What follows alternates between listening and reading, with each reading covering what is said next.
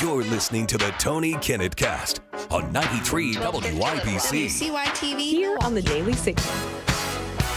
Good evening and welcome to the Tony Kinnett Cast here on the Daily Signal, nationally syndicated and first on 93 WIBC out of Indianapolis. We have got quite a show lined up for you this evening, anywhere and everywhere, full of news, jam-packed. So let's get right to it. The Iranians over on the Operation Epic Fury side have lost another Basij commander. So that's their state police force, who is the group that went around killing all of the protesters by the 30s and maybe up to 40,000s. This is now the second Basij commander that they have lost in 24 hours. So yesterday, the previous brand new head of the Basij, Gholam Reza Soleimani, was eliminated, and then 24 hours, a guy who had just replaced him has now also been eliminated. We don't even know this dude's name yet. He's just also completely out of the picture. Now, we'll get to the comment from the Secretary of War on this in a couple of minutes, but at least for the update, Reuters is now reporting that Iranian or Islamic Revolutionary Guard Corps units are reportedly refusing duty. They're not showing up for certain duties. There have been intercepted radio communications in which intelligence assets, including the Israelis, including the United States, including other intelligence assets that haven't yet been named, have been reaching out to IRGC and essentially saying, you're going to die unless you go ahead and throw down your weapon and quit. And then what usually follows is either a lot of panicking in Farsi or the muffled static of a pager going off. Now, the scenes from Iran now, as the internet blocking has started to fail at large, is getting increasingly violent. Viewer discretion advised for those on the live stream. We are now seeing video of essentially gunfire on the streets, somewhat targeted drive-bys of the IRGC police facilities. Now, there is no Second Amendment in Iran, so far the only two places that they could be getting these particular firearms are either from defectors from the IRGC, I should say three places, from the Kurds who already do have them on the western border of Iran, or perhaps the Pakistanis, the eastern borders of Iran, or then through an international gun trafficking kind of system. Now, this does bring us to something that is, how do I put this in a news broadcaster fashion, really freaking cool. So we are starting to witness a series of number station shortwave communications that Iran is desperately trying to block, but simply does not have the radio ability to do so. This particular intelligence broadcast was captured in Italy on 7910 kilohertz. That's a number station. So there is someone out there somewhere with a one-time pad, and that one-time pad, somewhere on it is written some way to decode that particular phrase, giving orders to operators which are covertly moving around inside of Iran. Again, also we should report that all commercial satellite imagery over Iran has now been shut down.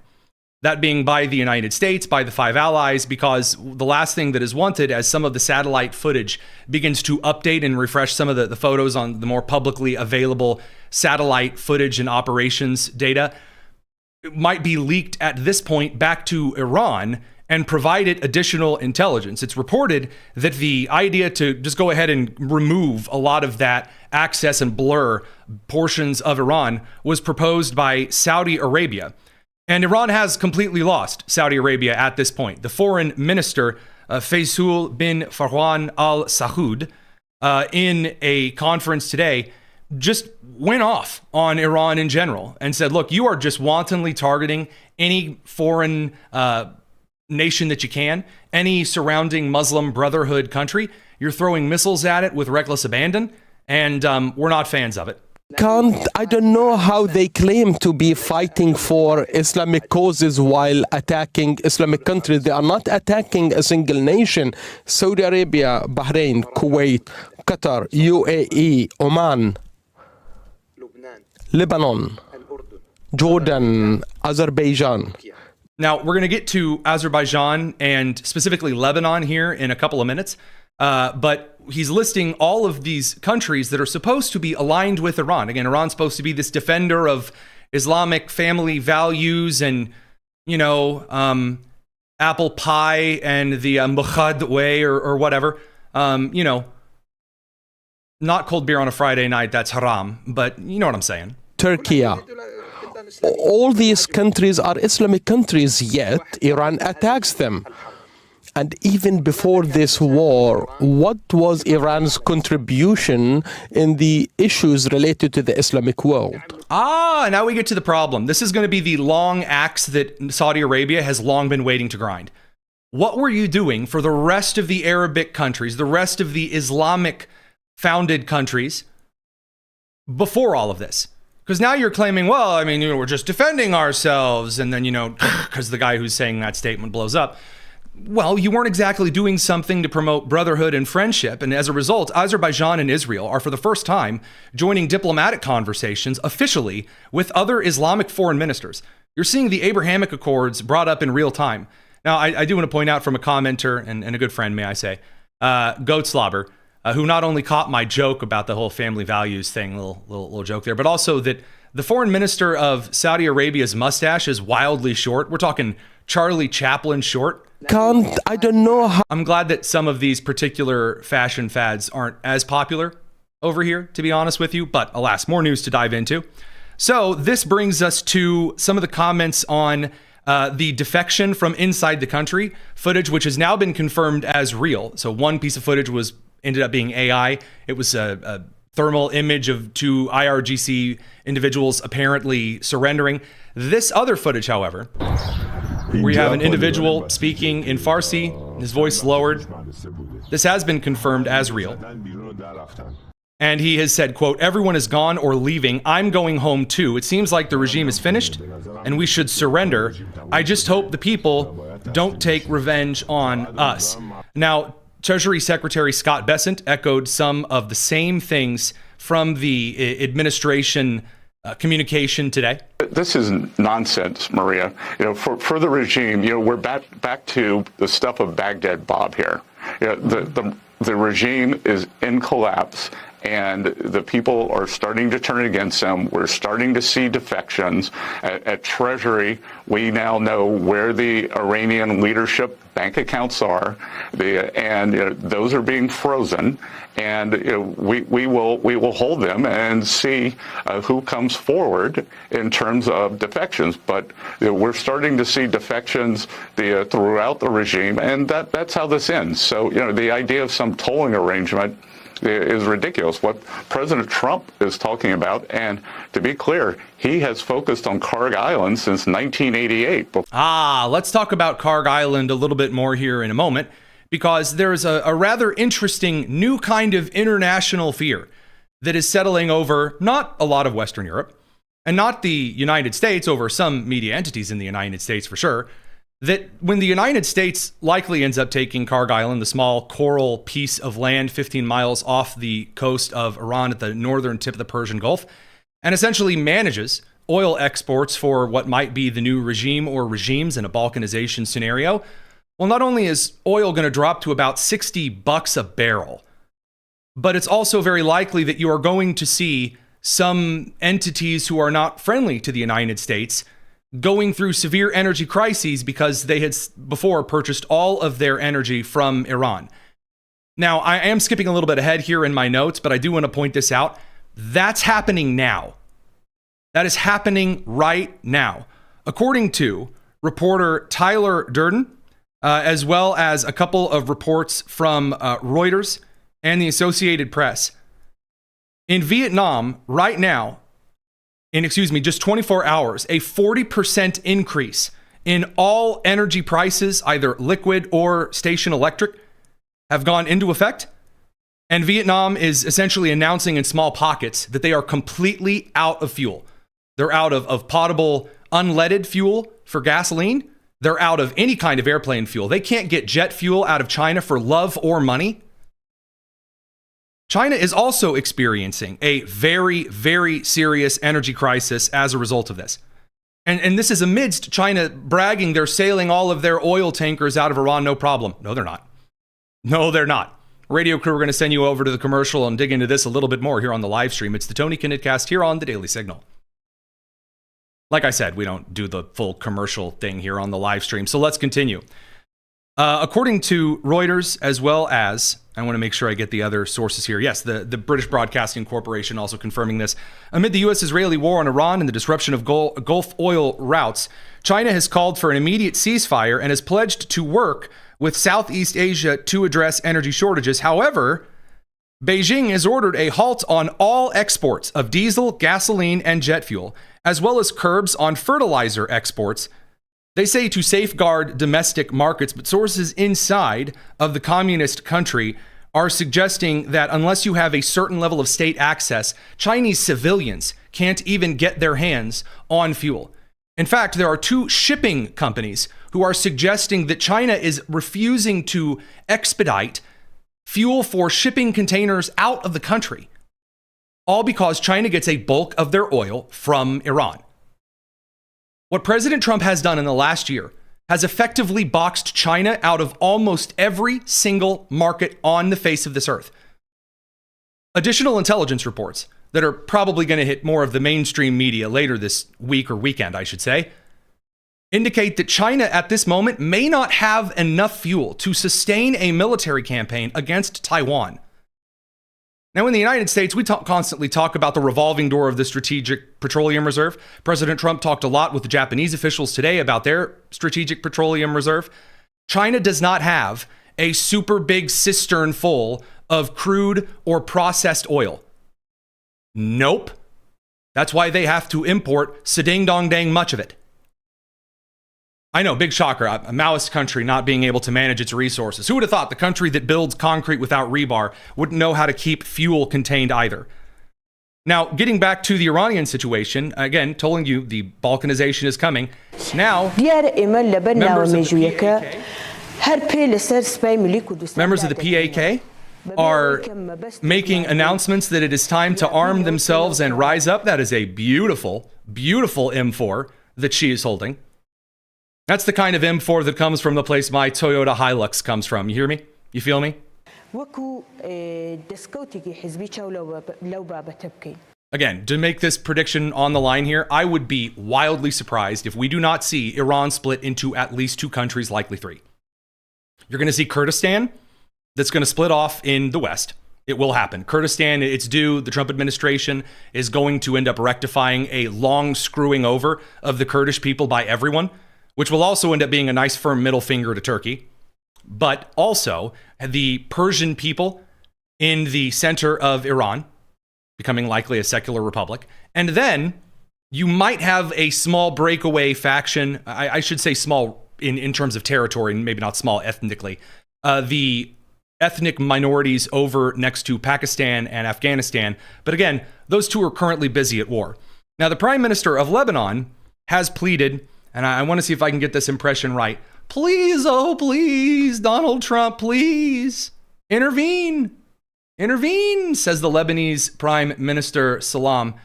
Here was that today. Ceasefire. Immediately. If you could... Yesterday, not tomorrow. If you could deliver a message to President Trump now, directly, for one thing for him to do today, what would it be? To help put an end to the Lebanese conflict, and I would like to reaffirm to President Trump our readiness to enter into immediate negotiations. So Lebanon is having a really rough time because Hezbollah's out of money. They are throwing all of their weight into kind of a last-ditch stand against Israel, while Israel and the United States are busy dealing with Iran. And there are some who have been given kind of cushy positions in what should be, for example, in Lebanon's case, a Christian country that was taken over by radical Muslims, that are getting a little bit nervous that if the radical Muslim factor no longer exists, then a lot of these pseudo-moderate regimes are going to be under a lot more scrutiny and may not get everything handed to them on a silver platter. We're going to swing out to the radio, pick them up from commercial. Don't go anywhere. We got a lot more to cover. It's the Tony Kinnett Cast here on The Daily Signal.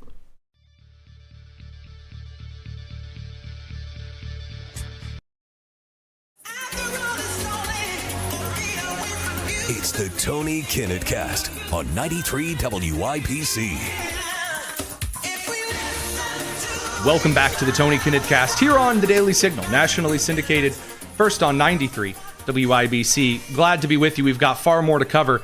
So Iran is having a really rough time because all of those beautiful Toyota Hiluxes, that being the best pickup truck Toyota has ever made, that has unfortunately been sent around the world to a bunch of small militant groups that are not the United States of America or Tony Kinnett's driveway, and all of those beautiful, wonderfully crafted M4s that jam if you get any sand in them at all, those are showing up in the Kurdish regions. And that means that it is very likely soon that we will see some type of nation declared and an international recognition for Kurdistan. Now, speaking about international recognitions, we're going to get to Somaliland and Ilhan Omar, or Ilhan Ono, here in a couple of minutes. Before we do, Iran has decided it's time for action. So they've tried everything. They've tried launching missiles. That didn't work. They've tried getting pallets of cash from Obama. That didn't work. Okay, they've tried seducing the other Middle Eastern powers. Ooh, that didn't work. They've tried appointing a new gay supreme leader. Well, he's in a coma. That didn't work. They tried appointing a Basij commander. Then they tried appointing another Basij commander. That didn't work. Okay, so what are they going to do? What are they going to do? What's going to happen? The best news that they've had is that there was speculation early today that maybe Iran might have barely clipped a U.S. F-35, which was dropping altitude. Now, after making an emergency landing, it was decided that, Iran didn't score the hit that maybe they thought they had. And then they released footage that was AI generated. So the AI campaign's not working. After all, in the United States, polling data consistently shows that all but 6% of the country is either aligned or leaning towards President Trump's foreign policy administration on the Republican side of the aisle, those who elected him. Only 6% in the negative. So the AI and the social media campaigns don't work. So what do you do now? Well, you announce that, and this would be an Iranian source here, the Lajani attended the mass rally and made statements, as Lajani was the likely actual head of Iran that attended a big public rally, and then the United States and Israeli intelligence forces tracked him home after the rally and blew him up. So anyway, Lajani attended a mass rally and made statements openly embracing the possibility of martyrdom before his death. It underscores how consciously this logic is adopted by those who bear its consequences. A logic articulated most clearly by Khomeini himself, who declared that, quote, either we are martyred on this path whose honor is eternal, or we achieve victory. But here's the best part. Both are victories for us. Now, I would be remiss if I didn't comment on the obvious ripoff of the Christian theology of for me to live is Christ, to die is gain. I do appreciate the imitation being flattery here. The idea that Iran is telling the Israelis in the United States, the regime, all right, if you think you're going to capture us, fine, we'll all just kill ourselves. I don't think that actually convinces what you think it convinces there, Chief. So strategic martyrdom. Okay, interesting. In the meantime, there's kind of another strategy at play. Maybe we share the ocean. Maybe we share the ocean. After all, Strait of Hormuz, kind of an important topic right now. Maybe we share. Here's the Secretary of War on these things.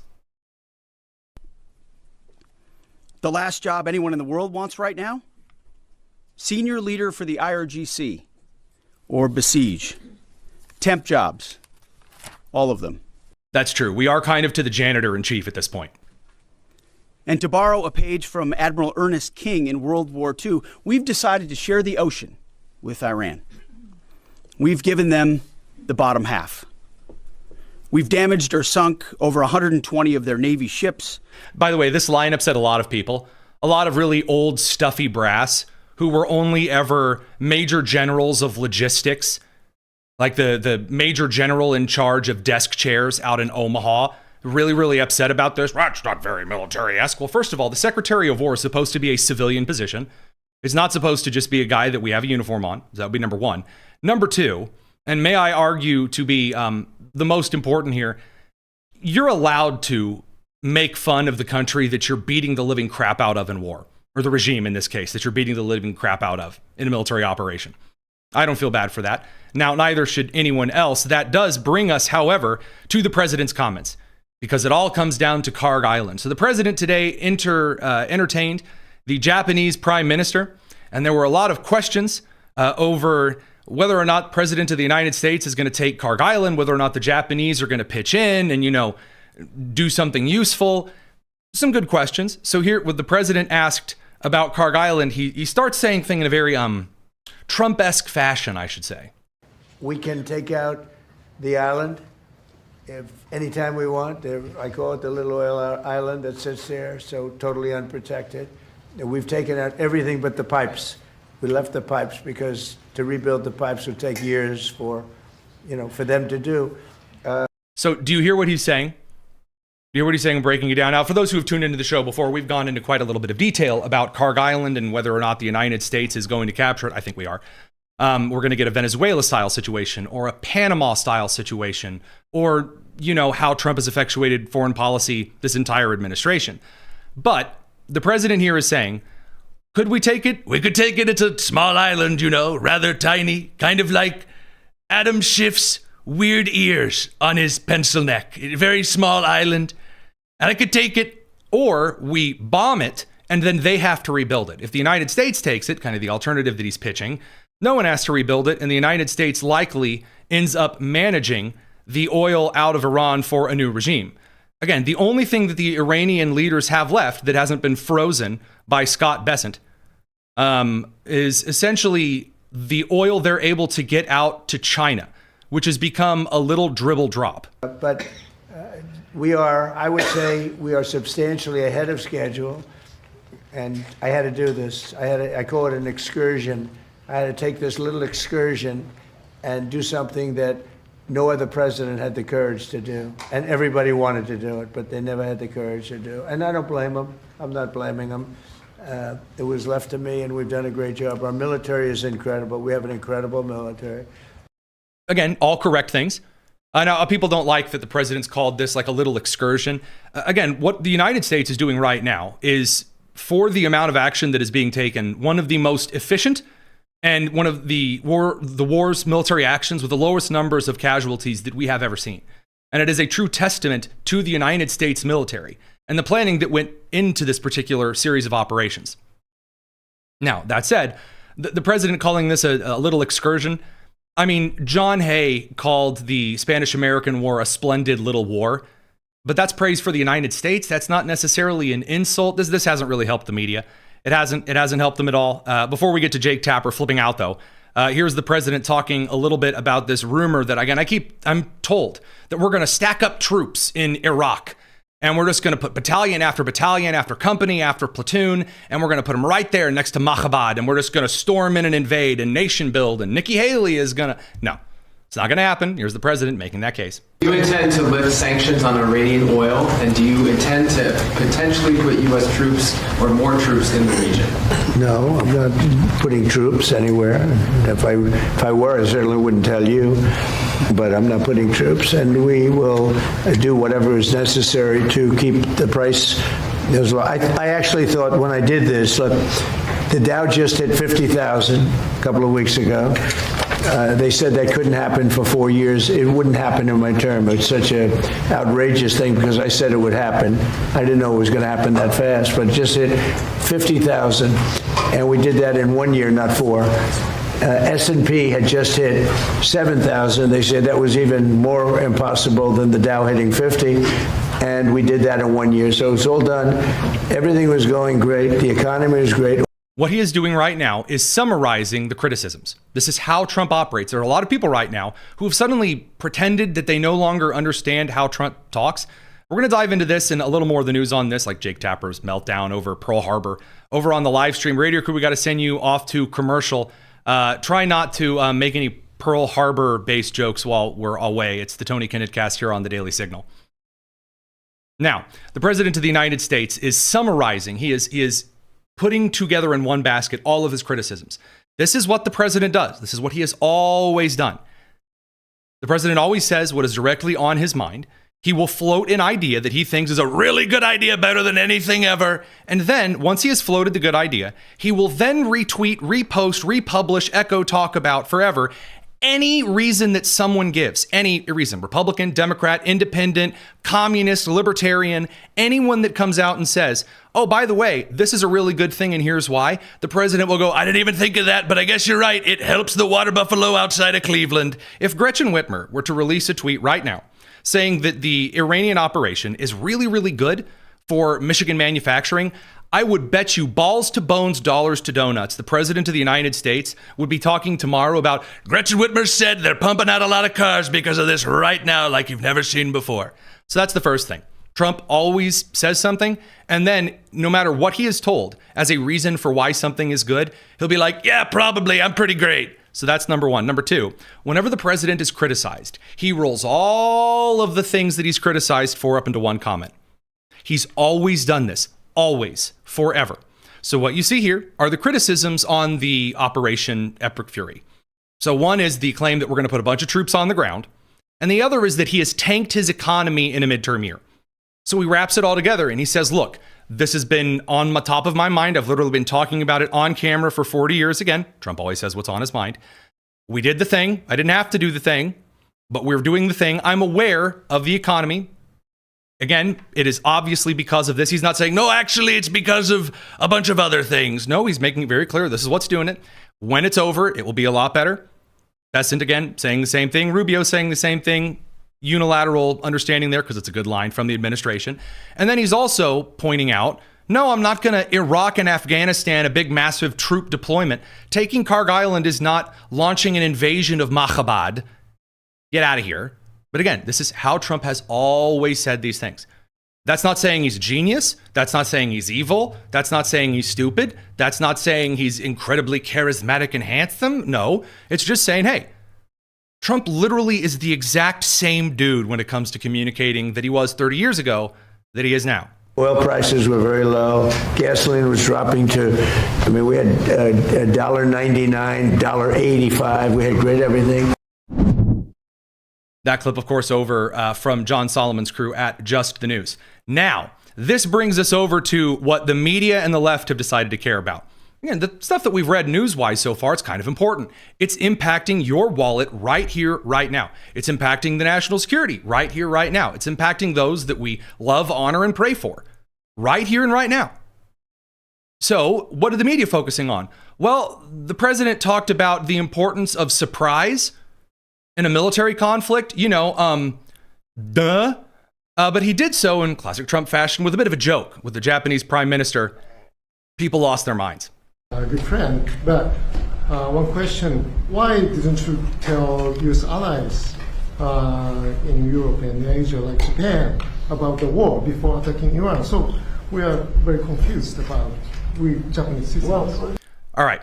Now, we're going to have to bring the radio crew in from commercial in a second, but I'll play the rest of this video. The question he's asking is one, that why isn't the United States telling everyone everything all the time? Why wasn't all 535 members of Congress, Senate and the House, brought in together, sat down and told everything?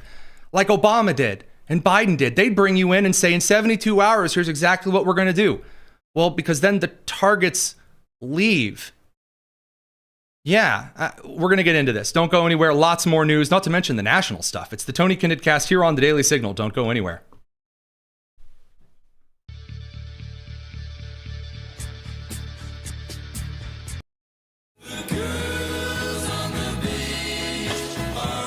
This is the Tony Kinnett Cast on 93 WIBC. Welcome back to the Tony Kinnett Cast.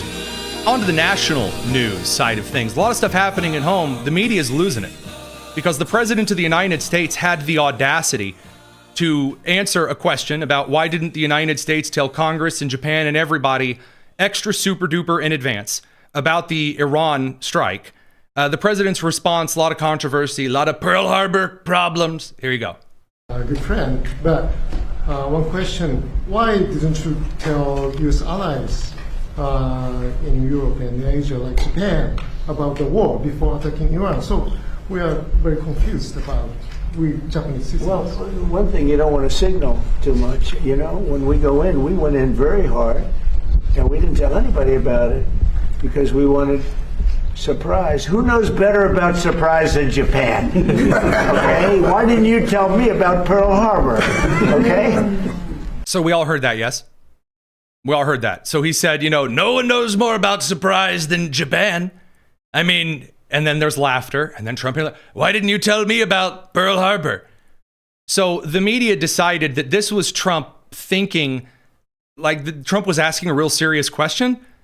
Trump was asking the reporter and maybe the Japanese prime minister about why she didn't tell him that Pearl Harbor was coming. I'm not joking. Here on the live stream, look, Jake Tapper, for what it's worth, 6 hours ago, Prime Minister Scataglia was born 20 years after Pearl Harbor. Yes. Yeah.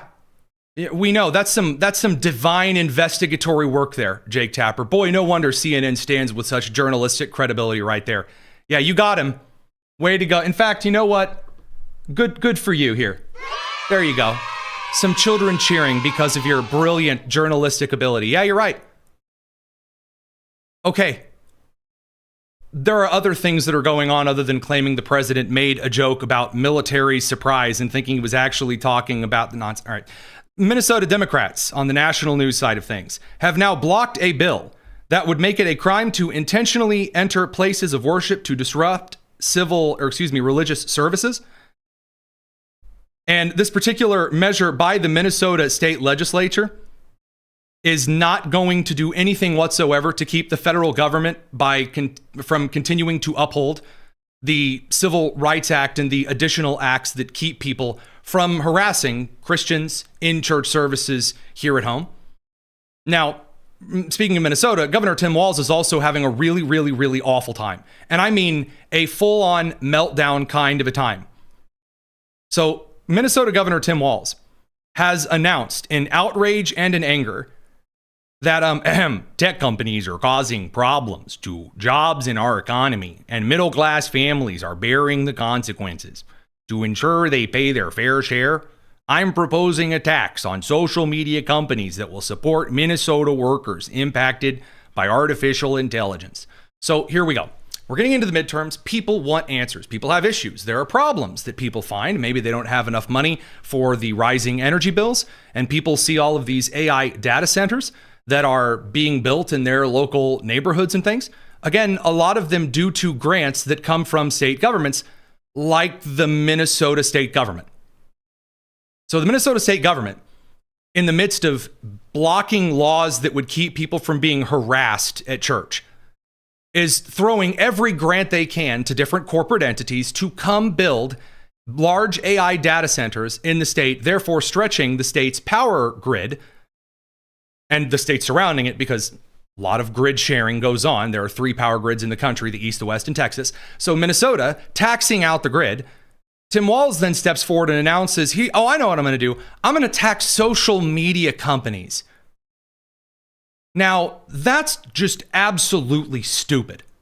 That is. There's no joke for it. There's nothing else to say. The people that drive by his house and call him names are right on the money. This is not a unique thing, though, to Minnesota's Tim Walz, again, who is currently facing more fraud investigations than any other state in the country combined. But coming up in second place is California Governor Gavin Newsom. Gavin Newsom, as the days go by, more cases of fraud, not just from independent journalist Nick Shirley, but also from, for example, CBS and other corporate media entities are also being forced to pay attention. That not only is California registering 500, 600, 1,200 hospice companies within just 3 miles of each other, major fraud there, but also CBS has shown up to various California businesses that, all the way from daycare centers to supposed hotel companies to healthcare organizations that aren't involved in hospice. Various California businesses that have been recently approved, and that's the catch, recently approved by Newsom's administration, are suspected of engaging in $500 million of fraud in just the last 3 months. Just the last 3 months, $500 million worth of fraud. Which is funny because Gavin Newsom announced that he'd stopped every fraudulent organization business in 2019. But he's not spending his time talking about this. He has sent, of course, his social media teams to run around calling Nick Shirley a pedophile, which is, I mean, boy, that's quite the move. But Gavin Newsom's team has, in the meantime, decided to throw all of their efforts in on begging people to come back to California, because it's not California and New York and Minnesota and Illinois, the blue states that have really high taxes. No, actually it's Texas and Florida. Those are the real high tax places. This was not too long ago. We have the most progressive tax rates in America. Texas, the most regressive. Texas taxes poor folks more than we tax our richest. The question for you is, who's the higher tax state? California or Texas? Now, a lot of people are answering this question by getting the absolute bleep out of California. So the answer should be clear, but he's going to do the Joe Biden route, which I don't appreciate, which is that actually everything's fine and everyone who doesn't like it is stupid. Now, again, we just talked all with Trump. Trump did not try to say, I know during the Iran thing, people have concerns, but it's fine. There's no economic problems here. There's no price hike. He's not doing that. He's not. He's saying, yeah, it's a problem. Here's the plan to fix it. There you go. Gavin's not doing that here. In the middle of allegations, again, yesterday we covered the $144 million bridge to nowhere so that pumas and butterflies, which again have wings, can cross the interstate. Again, the construction of that failing. Gavin is telling everyone, well, actually, we're taxing people responsibly in California. It's actually super cheap here. Who are you for? Are you just for the 1%? Or are you for the 99? Now, he's also trying to dunk on the states that are making fun of his, again, bridge to nowhere project or his high-speed rail to nowhere project. And his press office took a picture of a bridge in Florida that was abandoned and kind of sitting out in the middle of the water and said, see, Florida abandons projects too. And I'm not joking. The bridge that he posted a photo of is a very old toll bridge from 1937 that was abandoned decades ago because they built a better bridge, and yes, built it all the way. You know, not just left it abandoned and told the pumas and the butterflies to go pound sand, I guess. There's a functional bridge right out of shot of the photo.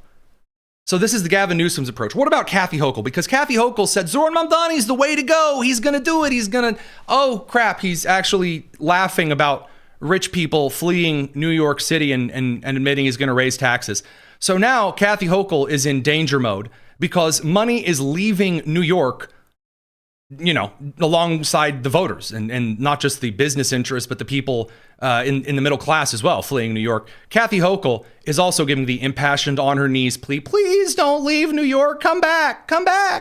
And being conscious of the facts that I need people who are high net worth to support the generous social programs that we want to have in our state.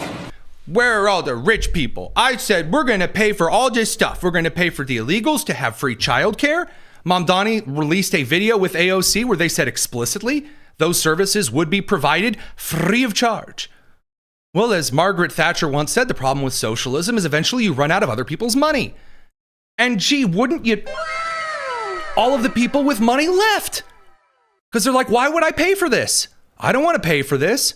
You have congressmen telling Representative Brandon Gill on Capitol Hill that, yeah, people should be paying for Medicare and Medicaid and all these other services. Who cares? Screw anyone who makes over a certain amount of money. That means they're automatically evil. Now Kathy Hochul goes, oh, wait a minute, we have no money. It turns out hopes and dreams and lesbian pride parades don't pay the bills. Radio crew, we're going to send you guys off to commercial and continue on the live stream. Don't buy any outrageous lesbian pride parades while we're gone. It's the Tony Kinnett Cast. Right. Now, there are some patriotic millionaires who stepped up. Okay, cut me the checks. I mean, just if you want to be supportive, but maybe the first step should be go down to Palm Beach and see who you can bring back home. So the actual original social media clip of this stopped at about 20 seconds in. I haven't seen the rest of this. This is the Politico. This is the full clip. I didn't know. I didn't know she would. Oh my gosh. So she has a few millionaires who have stayed, who they're now calling patriotic because they're paying for everyone else's services. And she's saying that they're not giving enough. Give me more money me. And then she wants to send them down to Palm Beach to convince the rich people. And by the way, the reason she's pointing out Florida and Palm Beach specifically is that the whatever his name is, the founder of Starbucks, has now abandoned Seattle and is encouraging a bunch of rich people to get the flying F out of all of these blue states and go to places where they don't scalp you. And so she's losing her mind over that because she knows he's encouraging people from New York as well to, abandon ship and head down to Florida. Because our tax base has been eroded. So I philosophically don't have a problem. It is like I have to look at the fact that we are in competition with other states. That's true. Who have less of a tax burden on their... Why do they have less of a tax burden, Cathangela Hochul? Why? Their corporations and their individuals. And I would say remote work changed everything. Oh, that's it. It's the remote work. This is like the old, we have a very large baby boomer audience, and this isn't pointed at you when I say the boomer corporate culture, where they tell people, hey, we're gonna, people need to come back to the office because not buying big, huge corporate buildings and renting out massive corporate buildings, that's killing us. It's like, no, the practices that are not useful to the average American of every age, millennial, boomer, Gen Z, Gen X, that's what's killing the business. Kathy Hochul doesn't understand this, and she's not a boomer, she's Gen X. There were people who could only work in an office in Manhattan or work in New York State. And what are you talking about? They were captives to our state, they were going to stay. We saw that that's not the case. I mean, Wall Street, businesses looking at Texas. Yes, absolutely. As producer Daniel and producer Lou have reminded me consistently and repeatedly, the stock market in Dallas is becoming a bigger and a bigger and a bigger threat. Wall Street will soon become Y'all Street. New York can't cope with this. They're not going there because they have a nicer governor. I know that for sure. Yeah, they are. They are going there because the governor of New York is saying, give me money. The governor of Texas and the governor of Florida is saying, bring your business here and follow our laws. We're not going to force you to pay for illegal immigrant health care, child care, and then release criminals back out onto the streets to destroy your businesses and blame you for everything. But they're going there because of the tax rate. We have to be smart about this. But we can fund what we want to fund with what we already are taking in. Okay. Okay. Yeah, sure. Survey says, man, real shucky shame there. We got more news to cover. Going to bring the radio crew back in from commercial. Don't go anywhere. It's the Tony Kinnett Cast here on The Daily Signal.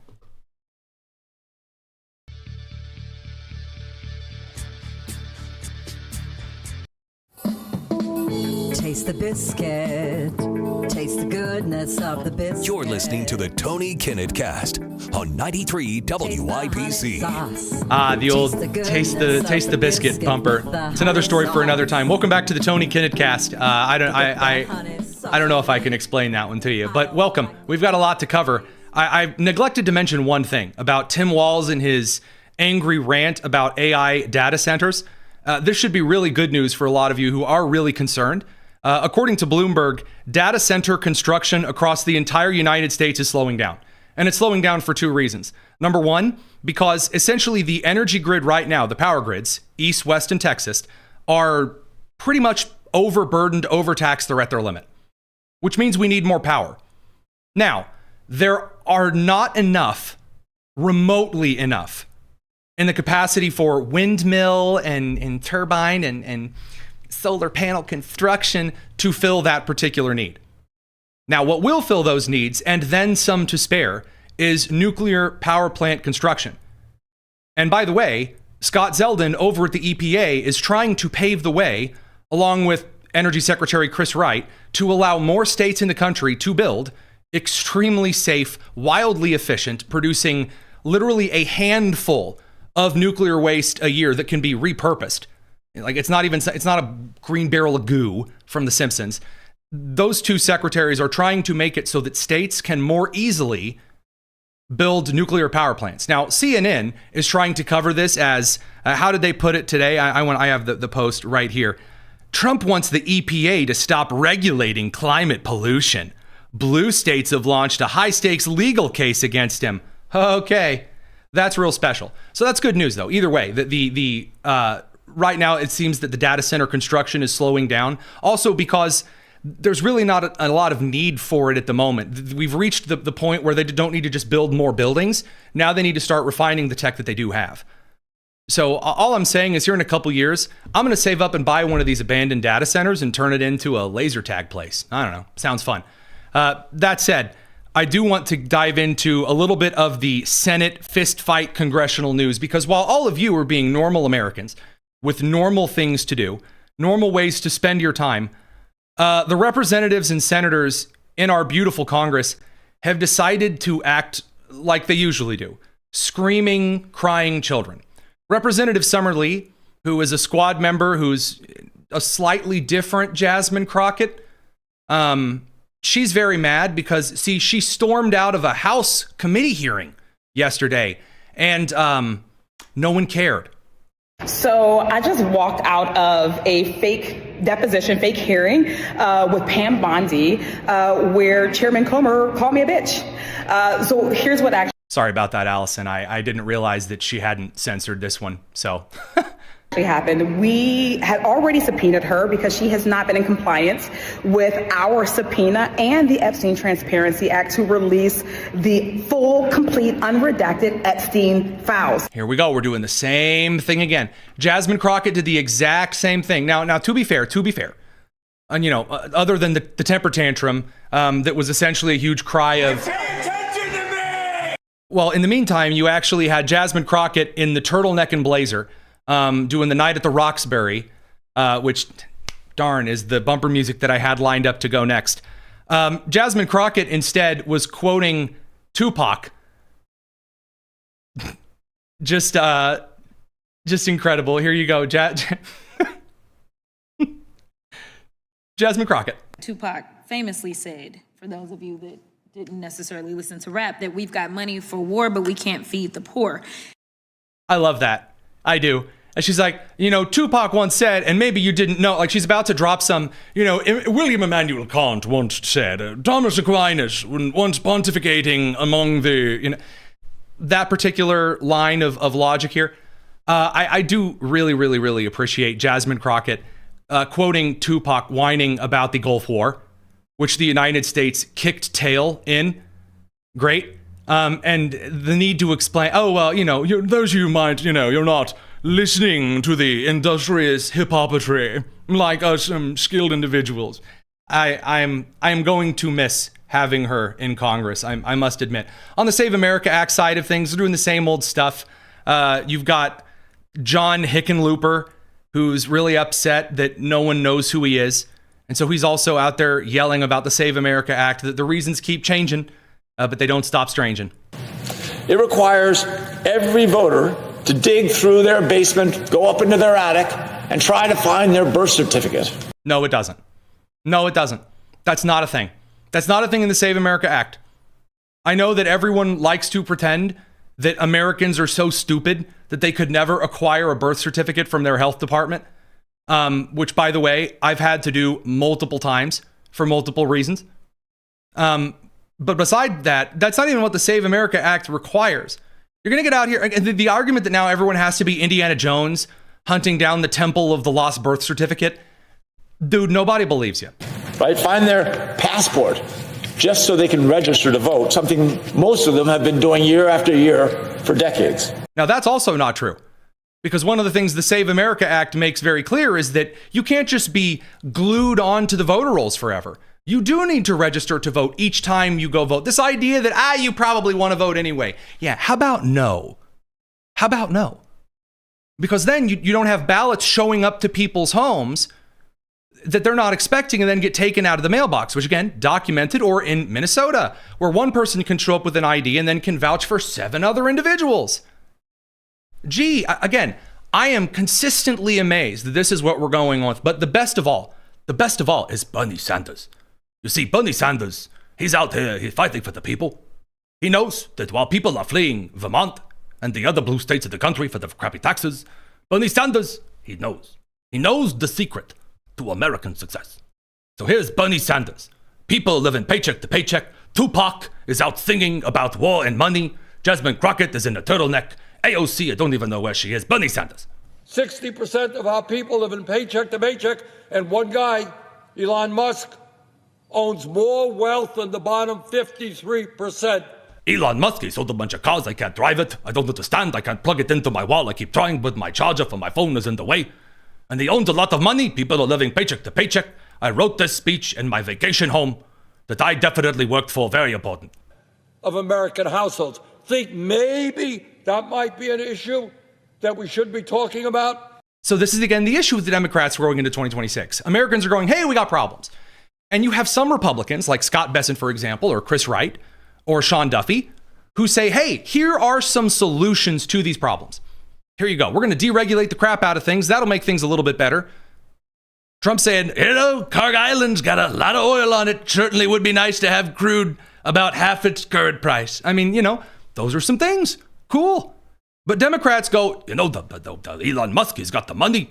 I saw it. He also has a girlfriend with the big boobs. I don't like that. No. I don't like it. We're going to redistribute. Everyone gets a little bit of money and a little bit of boob. Americans don't think that's going to solve anything. That's not really selling the bakery there, Chief. I don't know what it is you think you're doing. Radio crew, we're going to catch you later. We got more to talk about on the live stream. It's the Tony Kinnett Cast here on the Daily Signal. Take care. All right.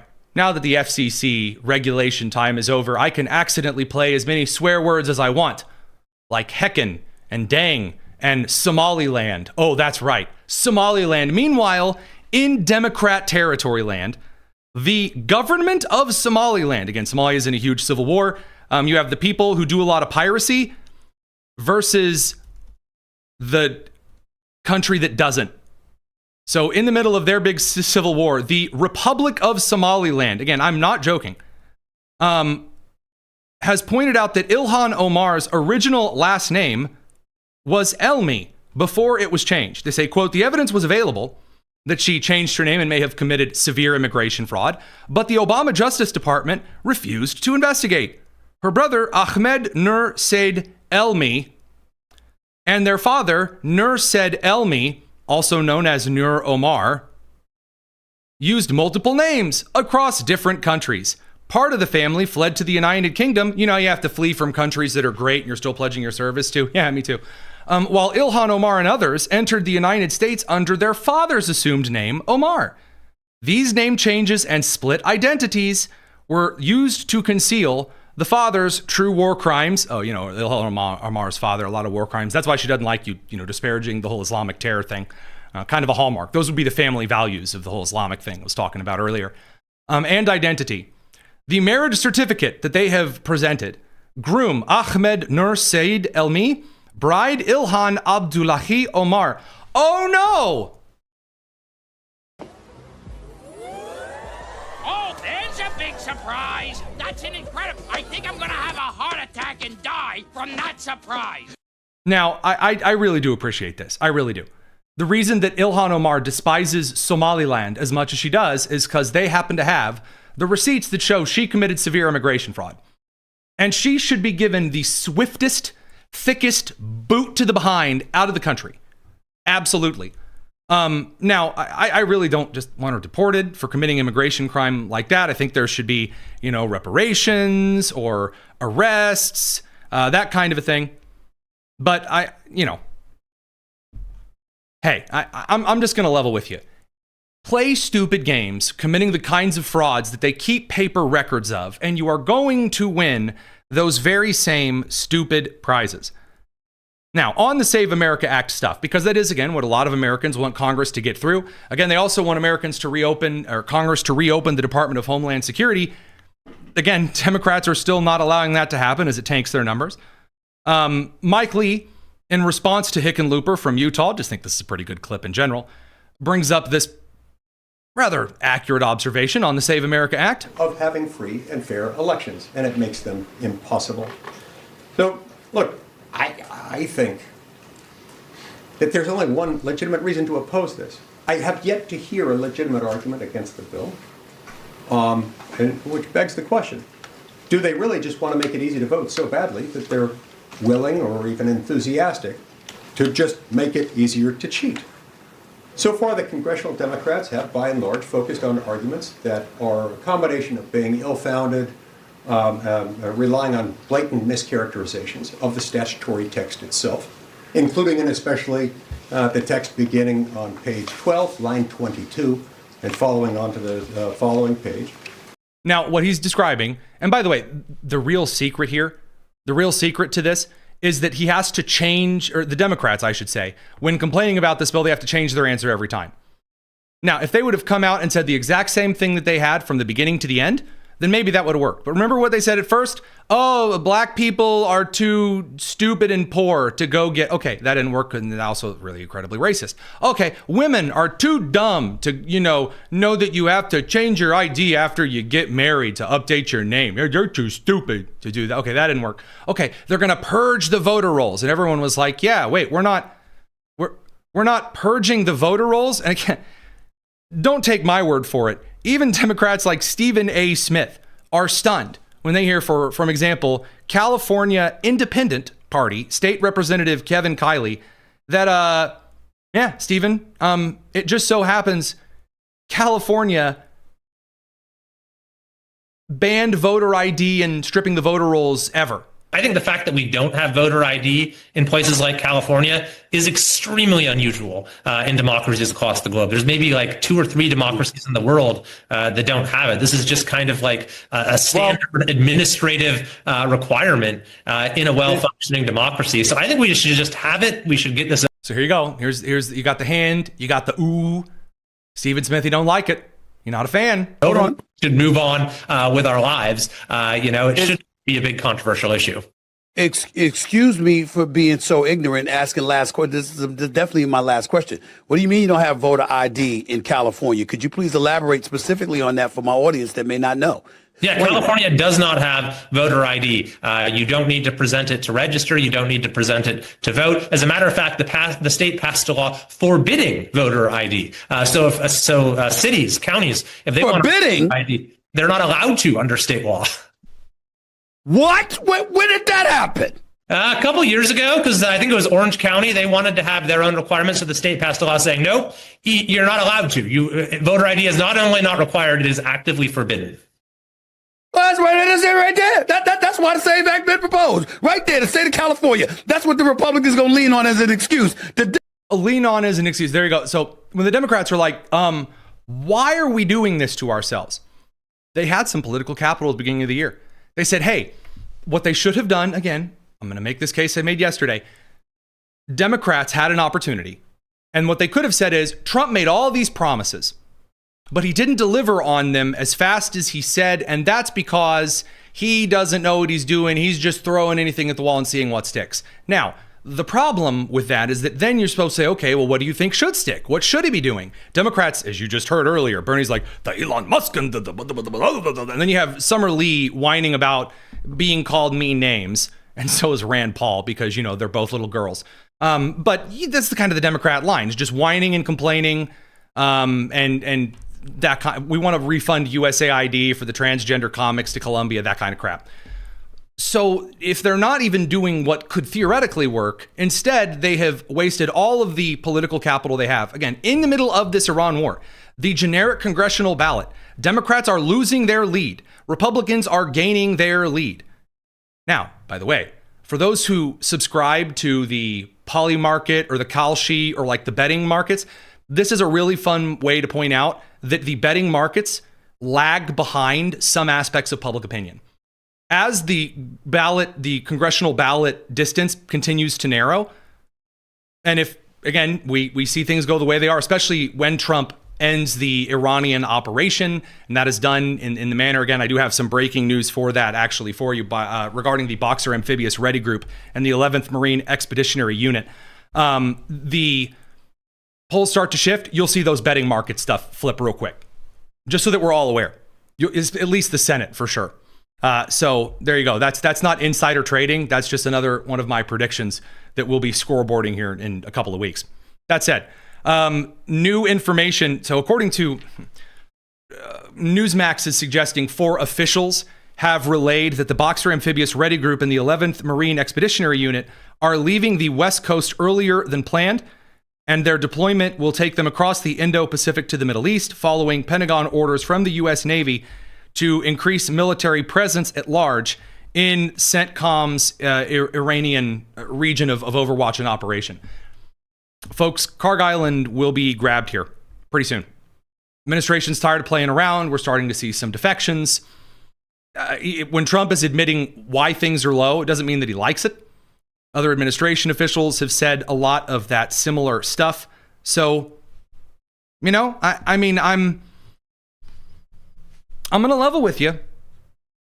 I'm just not in a spot right here and right now where I believe that Trump is racking up the L's that some of the, aptly named grievance party, the folks who are bringing on leakers who have been investigated by the FBI for over a month, who has now suggested that Charlie's last words to him were, "Keep us out of war in Iran."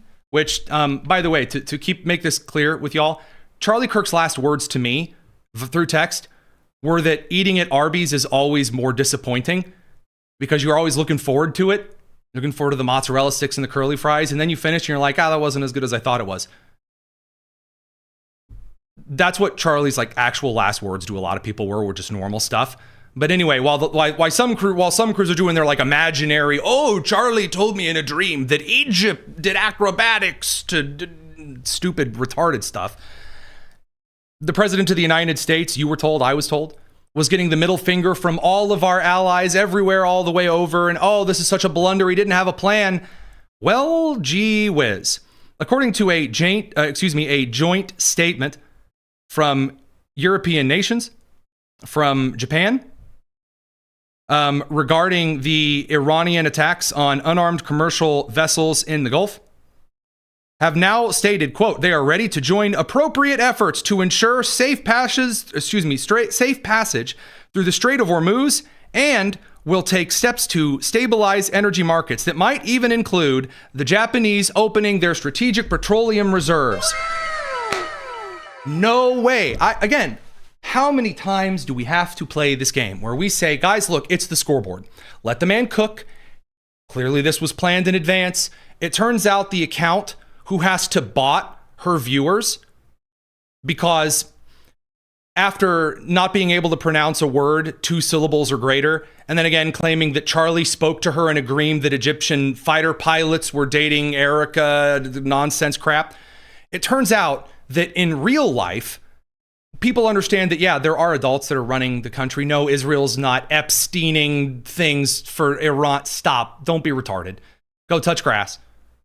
Now, even Canada is now agreeing that, by Prime Minister Mark Carney, willingness to support all international efforts, including putting military shipping protection on the table to protect shipping through the Strait of Hormuz.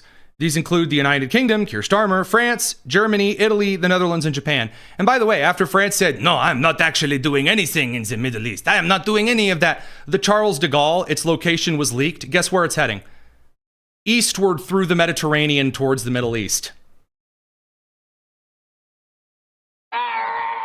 Oh, man.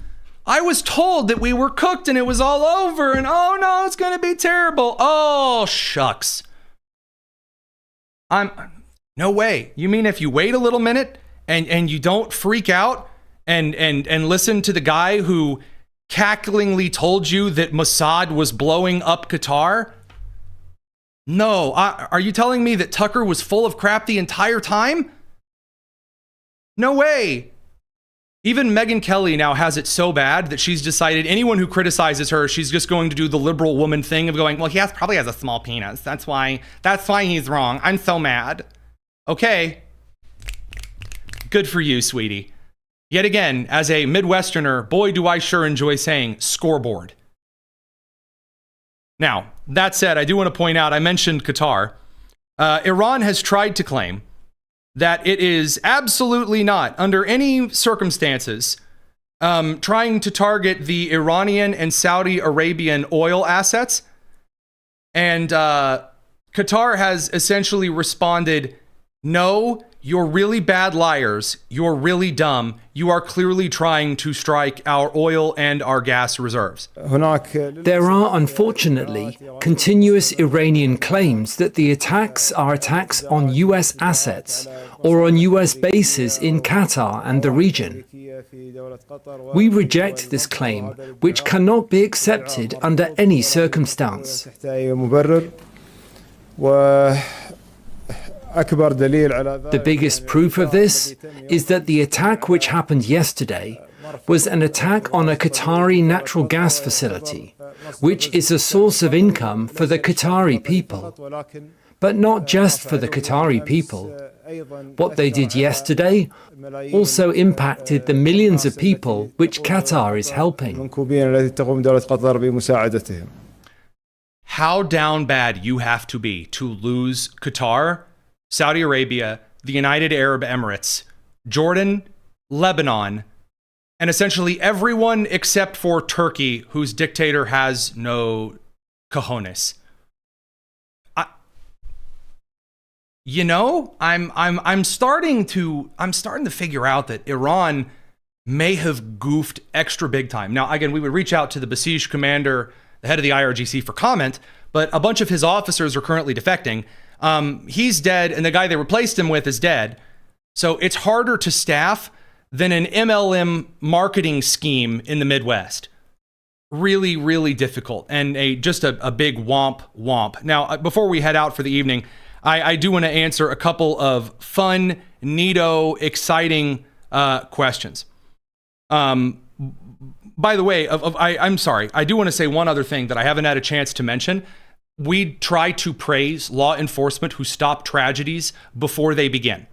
You would have heard about this if the man was able to succeed, but local authorities, and then later on we found out through the Federal Bureau of Investigation, were able to pin this down. On March 17th, that being 2 days ago, on Tuesday in Michigan City, Indiana, police arrested a man who showed up at a church with multiple explosive devices and a firearm.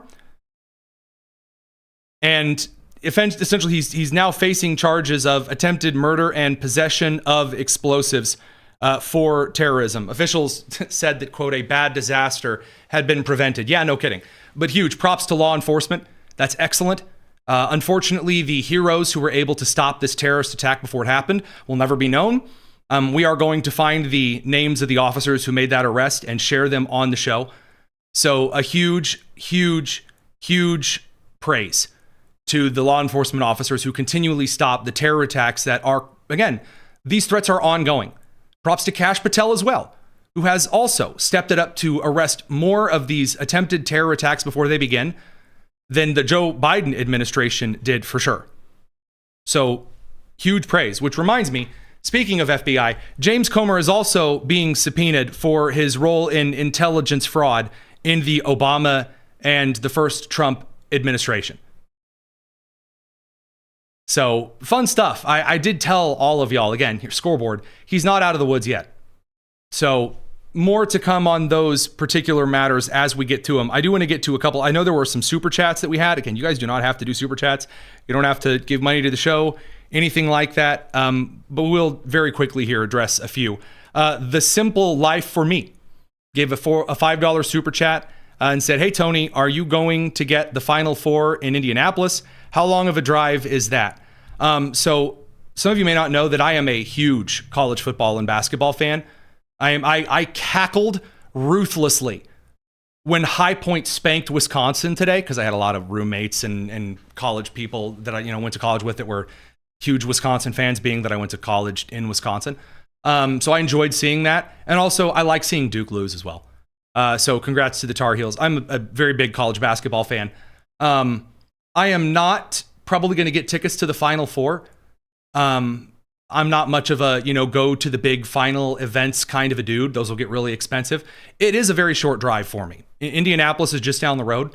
Now, I really like not being shot or smelling urine, so I usually stay out of downtown. Now that, especially whenever I drop by some associative businesses and groups that I work for, or work with, I should say, I don't usually stop in there anymore. But it's about 40 minutes ish, depending on how awful the interstates are. which, you know, that aside, I will only take one of the mail time questions this evening because we're going to wrap things up before I give you all of the great stuff that's actually coming for tomorrow's show. One question I do enjoy is from Woodrow, who says, P.S. My wife said the color of your shirt yesterday was shrimp. Thank you. Anyway, Woodrow asks, Tony, have you heard anything about how Iran's enriched uranium is going to be secured?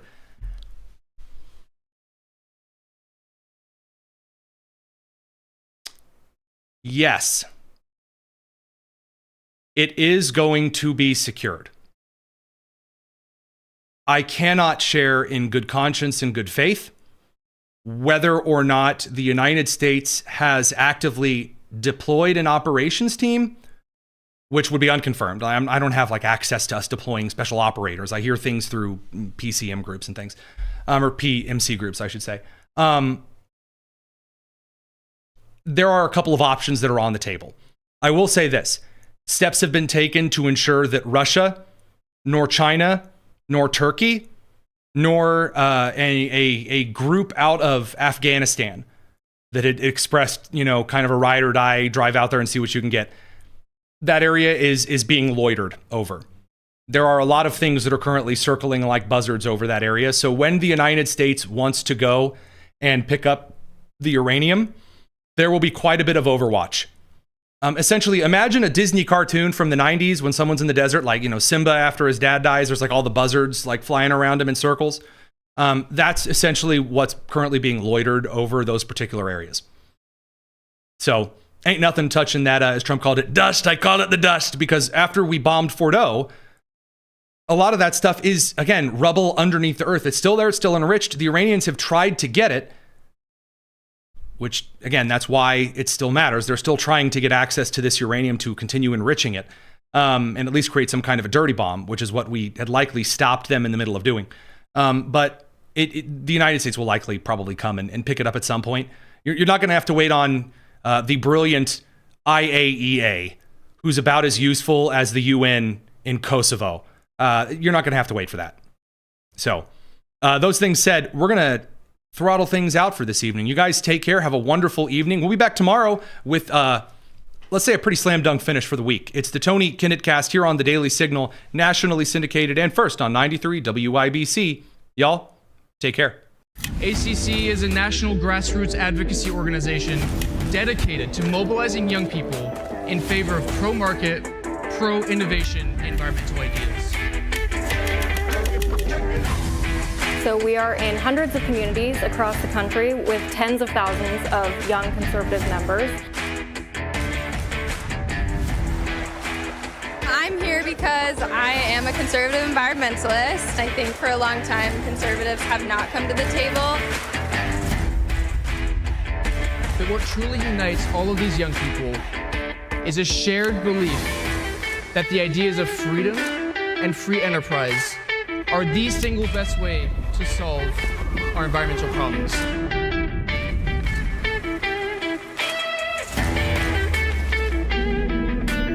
While there's still work to be done, there are Republicans who want to come to the table and engage on climate in good faith. We are building the conservative environmental movement, but we're doing it by involving everybody.